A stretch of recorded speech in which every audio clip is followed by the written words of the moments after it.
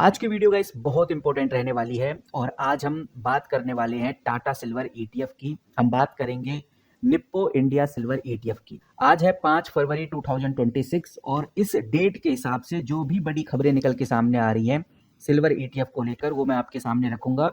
और इन खबरों में हमें क्या देखने को मिल रहा है कि ओवरऑल ये ईटीएफ कब फिर से तेजी में आएंगे, इसके ऊपर भी आज हम इस वीडियो में डिस्कशन करेंगे। सबसे इंपॉर्टेंट सबसे जरूरी खबर मैं आपके सामने सबसे पहले रखता हूं। यहां पर आप देखेंगे तो मैंने मनी कंट्रोल खोला हुआ है।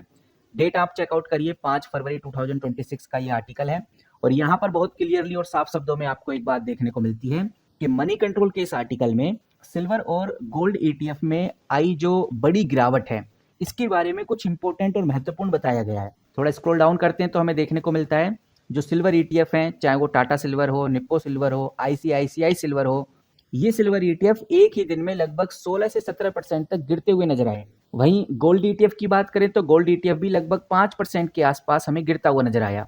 और ये जो गिरावट है ये गिरावट इसलिए भी आ रही है क्योंकि इंडियन मार्केट का जो एमसीएक्स है इसके ऊपर सिल्वर फीचर लगभग 6% तक नीचे गिर गया है।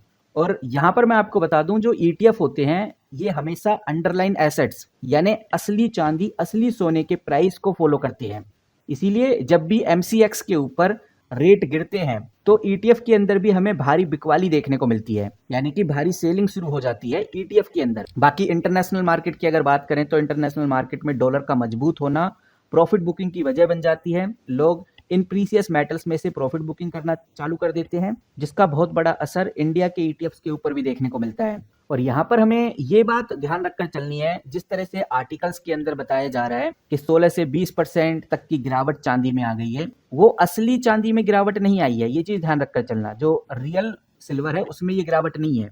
असली चांदी तो एमसीएक्स के ऊपर सिर्फ 5 से 6% ही गिरी है। लेकिन ये जो ईटीएफ इतनी तेजी से गिरा है इसके पीछे का एक बड़ा रीजन यही है कि लोग इतना पागल होकर ईटीएफ खरीद रहे थे कि वो असली चांदी से 10 से 12% महंगा ईटीएफ ले रहे थे। और न्यूज में आर्टिकल्स में ये क्रैश इतना बड़ा इसलिए लग रहा है क्योंकि जो फालतू का प्रीमियम था वो अचानक से खत्म हो गया। तो ये बात हमें ध्यान रखकर चलनी है कि नो डाउट चांदी गिरी है लेकिन चांदी उतनी नहीं गिरी जितने ईटीएफ गिरे हैं और इन्वेस्टर्स का नुकसान भी बहुत हुआ है। ऐसा मैं इसलिए बोल रहा हूँ गाइस क्योंकि हमने देखा है कि 5 दिनों में टाटा सिल्वर लगभग 25% तक गिरा है। निफ्फो इंडिया सिल्वर भी 5 दिनों में लगभग 26 से 27% तक गिरा है। ये गिरावट के पीछे का रीजन यही है कि पिछले कुछ महीनों से सोशल मीडिया पे ये न्यूज आ रही थी कि सिल्वर 3 से 4 लाख पर जाने वाला है। उस टाइम जिस तरह का हाइप क्रिएट किया गया था, इस हाइप की वजह से जो नए इन्वेस्टर्स हैं बिना सोचे समझे पीक पर चांदी में एंट्री ले रहे थे, पीक पर सिल्वर ईटीएफ्स के अंदर एंट्री ले रहे थे। और जब ट्रंप का बयान आया या मार्जिन बढ़े तो सिर्फ एक ही ट्रिगर था जिसकी वजह से जरूरत से ज्यादा जो लोगों ने उम्मीद लगा रखी थी वो झटके से टूटती हुई नजर आई।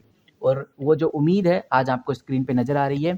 आज निप्पो इंडिया सिल्वर ईटीएफ लगभग 27% गिर चुका है, टाटा सिल्वर लगभग 25 से 26% गिर चुका है। हर जगह न्यूज आर्टिकल्स में अपडेट्स में आपको देखने को मिलेगा कि सिल्वर ईटीएफ के ऊपर लोअर सर्किट लग गया है, ट्रेडिंग हॉल्ट हो चुकी है। मतलब इस खबर को भी बहुत खतरनाक तरीके से लोगों को रिप्रेजेंट कराया जा रहा है, लेकिन इसकी जो रियलिटी है ये आपको समझना जरूरी है। ये जो सर्किट लिमिट हमें देखने को मिलती है ये इन्वेस्टर की सेफ्टी के लिए ही होती है, ताकि पैनिक सेलिंग में प्राइस बिल्कुल जीरो ना हो जाए।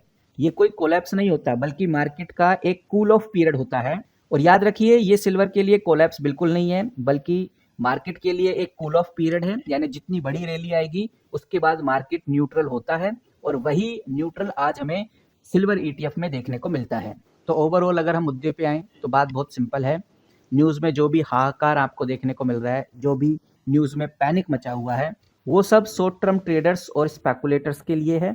लेकिन अगर आप लॉन्ग विजन रखते हैं, लंबा गोल रखते हैं, लॉन्ग टर्म का सोचते हैं, तो ये जो 20 से 22% 27% का जो हमें करेक्शन देखने को मिल रहा है ये एक अपॉर्चुनिटी है, ये एक डिस्काउंट है। और याद रखिए ये एंड ऑफ द वर्ल्ड नहीं है।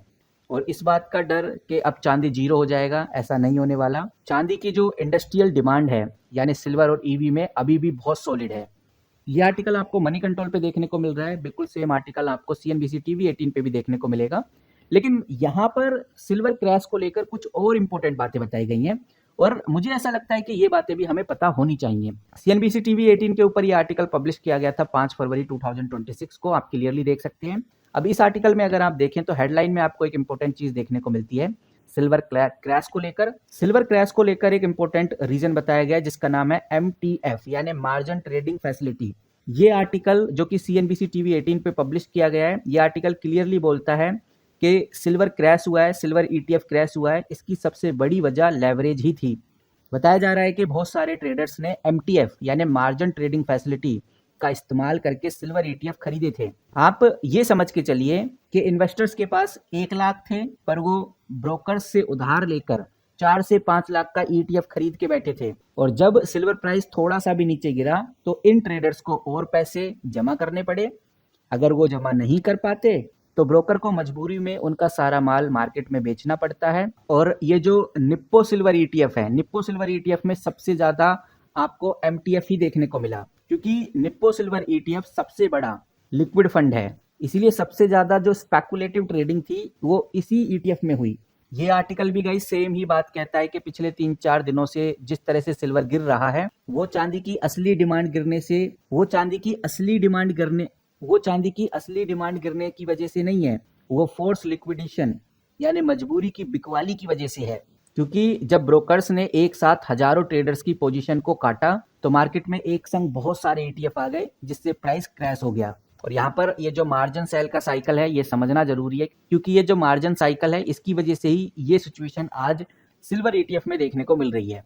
क्योंकि जब भी प्राइस गिरती है तो और भी ज्यादा ट्रेडर्स मार्जिन साइकिल के घेरे में आ जाते हैं। इससे एक चैन रिएक्शन शुरू हो जाता है, एक ने बेचा तो प्राइस गिरी तो दूसरे के मार्जिन कम हुए, फिर ब्रोकर ने उसको भी बेच दिया, और ऐसी ही चैन रिएक्शन से पिछले 3 दिनों में सिल्वर ETF को पूरा निचोड़ दिया गया। लेकिन ये बात इन्वेस्टर्स को समझ लेनी चाहिए, लोग जितना डर रहे हैं, जितना हमें ETF गिरते हुए नजर आ रहे हैं, असल में चांदी इतना नहीं गिरा है। और अगर आपको सिल्वर की रियल कीमत चेक करनी है तो आप MCX के अंदर आकर सिल्वर की रियल कीमत पता लगा सकते हैं, और यहाँ पर साफ देखने को मिलता है कि सिल्वर लगभग 3 से 6% ही गिरा है। बाकी का 12 से 14% का जो एक्स्ट्रा क्रैश हमें देखने को मिल रहा है ETF में, वो तो लोगों ने जिस तरह से पागलों की तरह ETF को खरीदा था, काफी महंगे प्रीमियम पे खरीद लिया सिल्वर को, उसकी वजह से ये जो फालतू प्रीमियम है वो अचानक से गायब हो गया।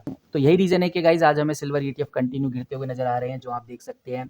निप्पो इंडिया लगभग 27%, टाटा लगभग 26%, और जितने भी सिल्वर ETF है उनमें हमें यही डाउनफॉल देखने को मिल रहा है। लेकिन मोटा मोटी समझें तो एक बात समझ में आ जाती है कि चांदी की इंडस्ट्रियल डिमांड अभी भी मजबूत है, सोलर और EV में अभी भी सॉलिड डिमांड रखती है, और फिर से सिल्वर ETF हमें आगे बाउंस बैक करते हुए नजर आने वाले हैं। फिलहाल ये एक डिस्काउंट है जो आज आपको देखने को मिल रहा है, तो आप चाहें तो इस डिस्काउंट का फायदा भी उठा सकते हैं। जैसी कोई बड़ी खबर, बड़ी न्यूज आती है सिल्वर ETF को लेकर, मैं आपके साथ जरूर शेयर करूंगा। अगर आप चाहते हैं कि मैं गोल्ड ETF या कॉपर ETF के बारे में भी डिस्कस करूं तो वो भी आप कमेंट करके जरूर बताइए। फिलहाल इस वीडियो में इतना ही, मिलते हैं किसी नई वीडियो के साथ, तब तक के लिए take care and good bye.